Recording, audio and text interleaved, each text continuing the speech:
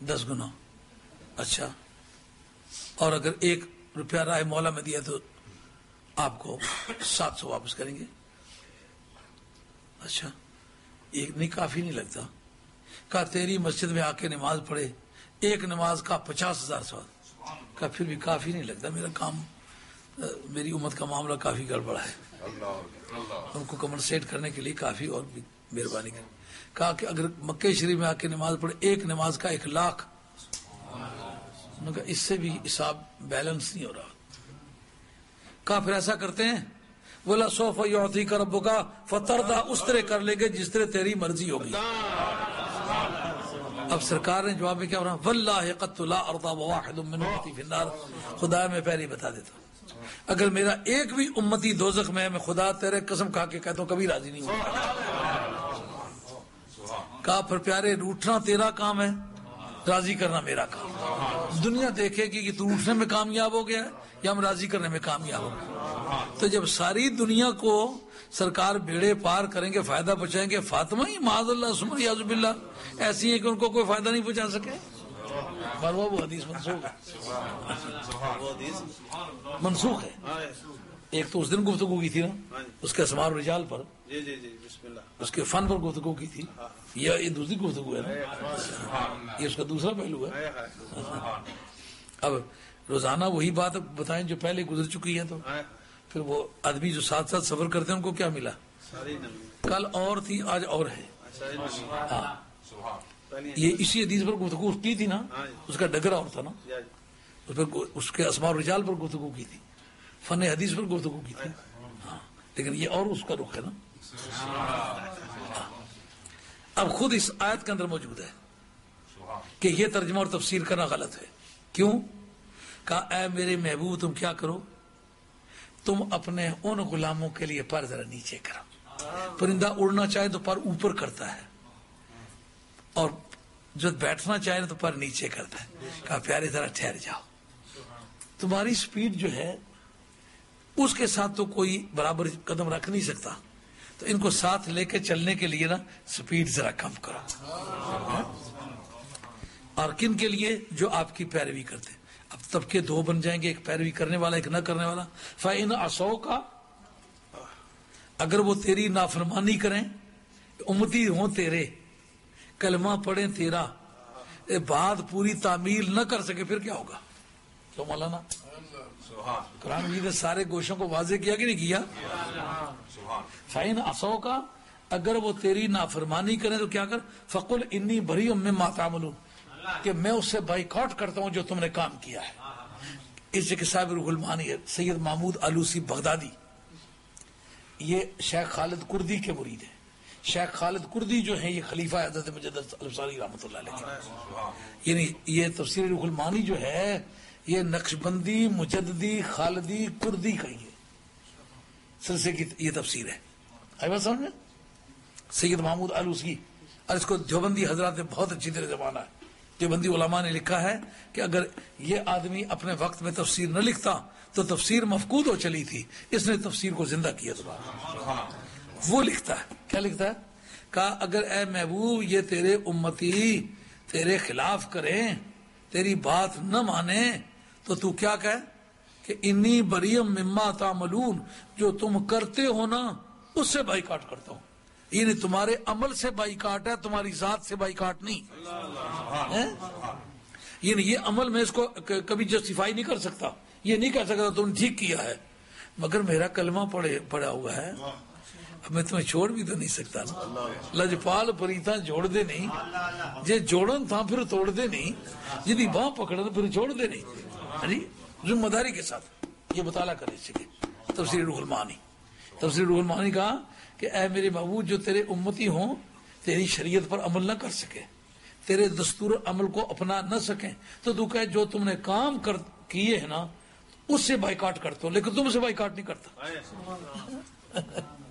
کیا خوبصورت بات سید محمود آلوسی نے کہی ہے کہ اگر یہ ہو تو پھر شفاعت کس طرح ہوگی. اب وہ بات آ گئی ہے. بخاری شریف میں تقریباً کوئی پورے درجن تو نہیں لیکن نصف درجن سے کم زیادہ مرتبہ حدیث ہے, حدیث سے شفاعت. کہاں سے چلے گی جی؟ पूरी दुनिया जब खड़ी होगी, एक बार तो मैंने यहाँ पहले शफात पर गुफ्तगू थोड़ी सी की है, लेकिन वो और डगर पे की है, ये और है उसका रुख। आज से चंद महीने पहले किसी वक्त मैंने शफात के मसले को टच किया था यहाँ, तो अब तक उसको समझिए। हजरत सैयदा फातिमा को कहना कि मैं तेरा कुछ नहीं संभाल सकता, उसकी तरदीद कर रहा हूं। इस जगह सरकार दो आलम अलैहिस्सलाम के बारे में है कि जब क़यामत का मैदान होगा उस वक्त तमाम इंसानियत इस पर मुत्तफिक होगी कि यारो ऐसा करो कि अल्लाह का नेक बंदा तलाश करो, उसको कहो रब से बात करे। इस जगह हजरत इमाम इब्न हजर अस्क़लानी रहमतुल्लाह अलैह फतहुल बारी शरह बुखारी 14 जिल्दों की किताब है, अल्हम्दुलिल्लाह अव्वल से आखिर तक एक एक सफा उसका मुताला किया हुआ है और पूरे पर नोट चढ़े हुए। उस जगह वो बहस करते हैं, कहते हैं क्या वजह है,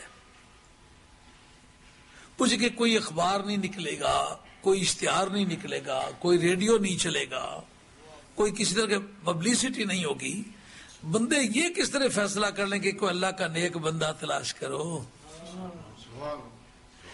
इस जगह काफिर भी मुत्तफिक हो जाएंगे, मोमिन भी मुत्तफिक हो जाएंगे, जो कहते हैं जी बंदे से क्या मांगना है, सीधा अल्लाह ही से मांगो, ये भी मुत्तफिक हो जाएंगे कोई बंदा ही तलाश करो। क्यों भाई, बात समझ आने वाली है।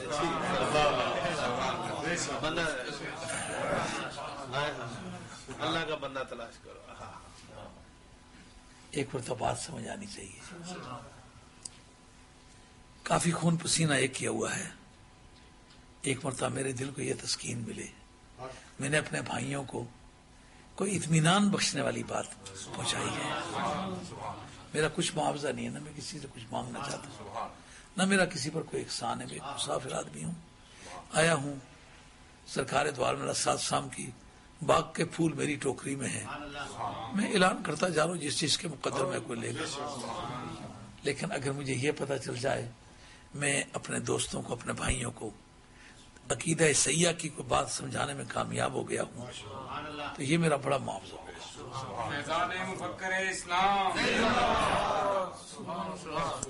और इस बारे में आपको बेफिक्र रहना चाहिए, न मैं कोई सियासी लीडर हूँ, न मैं कोई किसी बुजुर्गी का मुद्दई हूँ कि मैं अगर इस वक्त आपने मेरी हाँ में को हाँ मिला दी तो कल मैं लाठी लेके आपके दरवाजे पर आ जाऊंगा।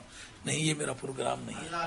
मुझे अल्लाह ताला ने एक ऐसे घर में पैदा किया है जिस घर में पैदा होने से मुझे बड़ी इज्जत मिल गई है, और उससे ज्यादा इज्जत का मैं उस इज्जत का हकदार ही नहीं था जो अल्लाह ताला ने मुझे दी हुई है। मुझे उससे ज्यादा की तलाश ही नहीं है।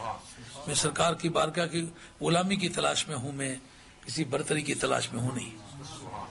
ये बात आप एक मरतबा दिल पे लगा के देखें कि जब कोई भी इससे इख्तिलाफ नहीं करेगा, आदम अलैहिस्सलाम से लेकर के आखिरी आदमी तक एक भी नहीं कहेगा यार अल्लाह के मामले में गैरुल्लाह को क्यों डालते हो,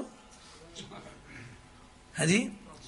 उस वक्त कोई नहीं कहेगा जो मेरी जमात के मौलवी हैं उनमें से कोई पकड़ लेते हैं।